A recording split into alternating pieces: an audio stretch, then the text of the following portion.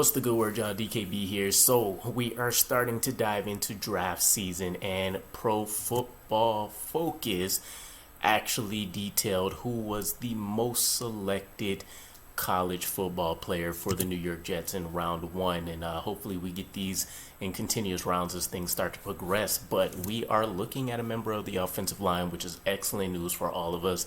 And the player that we're talking about is from Northwestern, Peter Skoronski.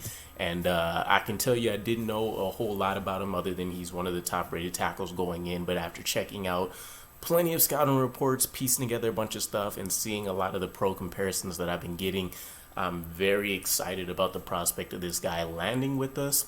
It seems like it might be a little bit far-fetched. I've seen a few mock drafts where he's gone in the top 10, but for the most part, he still seems to be available for us at pick 13. So let's go ahead and dive into some of the general highlights. Now, Northwestern, 3-year starter. We're talking about a guy that's 6'4", 315 pounds, so he has a pretty solid build, and he is 21 years old, which is the best part. Anytime you can grab an extremely young, talented player that looks like he could be borderline or is blue chip talent, you're in prime real estate there, because you don't have to waste additional years, and you really, assuming you get them for the lifetime of their career, get to maximize on that potential for 10 to 15 years, somewhere in that range. Now, he is also coming from awesome stock. His grandfather, for the Packers fans, was Bob Skoronski, and he was able to go and get himself into the Hall of Fame in 1976, and he has a ring full of diamonds, or a handful of diamonds. He's been able to grab 5 rings, so he's definitely one of the best that you can get your hands on. I'd be curious to know if he had any kind of lessons, skills, drills, and stuff like that that he was able to do with his grandfather, but that was cool to see and know as well.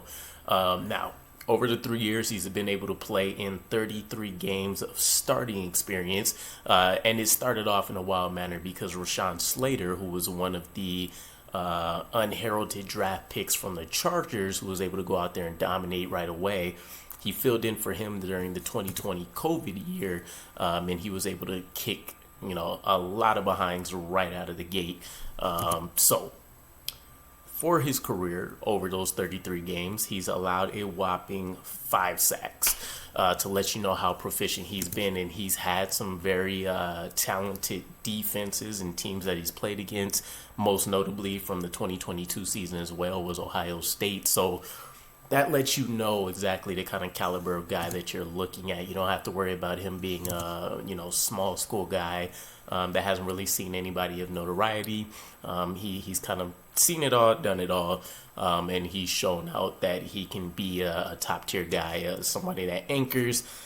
It'll be called a true blind side for a reason, because the quarterback will never really have to look to that side for any kind of pressure or heat coming off. Now, let's dive into the actual scouting report. We'll start off with the weaknesses, actually, because there are very far and few in between, at least from all the general scouting reports I was able to pull from. Some of the main themes were that the biggest issue is arm length.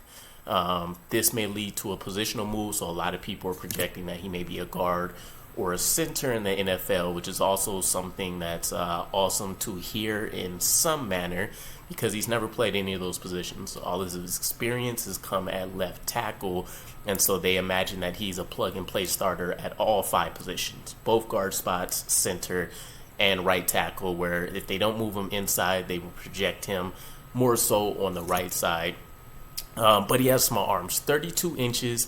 For comparison's sake, DeJuan Jones is the name that's going to keep flashing, especially during combine and pro days, especially after what we heard during the Senior Bowl. Largest wingspan they ever recorded. DeJuan Jones has an arm length of 36 and 5/8 inches. So I'm not an NFL scout, talent evaluator. I can't tell you how much of a difference 4.5 inches or so is going to make when you're talking about being able to go out there and handle NFL caliber players, but I'm not surprised. I'm still remembering the years where I want to say maybe it was Carson Wentz, Mitchell Trubisky, I think, and it's where we started hearing a lot more about like the hand exercises that people were doing to try to stretch out their hands like an extra eighth of an inch, and wild stuff like that. A lot of these teams care about a lot of those innate details. So small arms, potential positional move, and then he is a much better pass protector than he is a run blocker at this point. But it's not to say that he's a slouch. It's just the immediate part of his game that you're going to notice isn't on par with his ability to go out there and handle the pass rush. Now, let's talk about some of the pros. Again, plug and play starter, and people are saying that this should be the case at all 5 positions. So it's great to hear you're not missing out on a guy just because you don't think he can be the elite left tackle. He can go out there and be above average to elite at any of the other positions, which gives you a lot of opportunity depending on what happens with injuries and things like that. We should know all about that. Again, much better at pass protection than run blocking. The 5 career sacks should say it all. He's more fluid than explosive, which is, it could have went either way in terms of that being a negative or a weakness. I would assume it's more so above average because the other part of that is that he has been mentioned as having above average to elite athleticism, which gets paired with his ability to not have static feet. He's always moving. He's always trying to churn out some extra yards and make contact and do all these kind of things, but he may not be explosive. So you might not see him rip off the line and push a grown man back 20 yards like we see a Mekhi Becton do on the practice field, things like that. Perfectly okay, perfectly fine. Some of the best abilities that make him pro ready: leverage, his ability to go out there and anchor, set his base, not get ran over, and then his hand placement and technique. Now, when we pair that with the other elite part of his game, is that he's able to work out of multiple pass block sets and utilize different techniques in order to stall and negate pass rushers. It paints a pretty great picture about the caliber of guy that they're getting. The great part as well, coming from Northwestern, he's been introduced to zone and power concepts. The guy's extremely smart. Plenty of coaches, plenty of his teammates have raved about his ability. And from at least 2 of the scouting reports I've seen, they feel like he would be best fit in a zone blocking scheme of some kind. Now, whether that's gap, whether that's man up, is to be determined. But it was music to my ears as soon as I heard zone blocking with the type of offense we plan to run. And to top it all off, he can handle power and speed runners pretty proficiently. He doesn't seem to necessarily have a weakness against either one of those. And again, as he kind of develops more of his NFL body, once he gets into the weight and conditioning programs with them, a lot of that will either alleviate itself, or he'll find little small holes in his games where he wants to improve certain things. So I loved it. To top it off, we have our pro comparisons. So at least from 4 of the sites that mentioned them, we got Zach Martin, Justin Pugh, Bernard Raymond, and Joe Thuney as the pro player comparisons they think that he can ultimately end up becoming. And right out of the gate, I think that is awesome to hear. You don't necessarily hear a lot of people attached to Joe Thuney in and of itself. That's a huge guy that was on my radar for many years.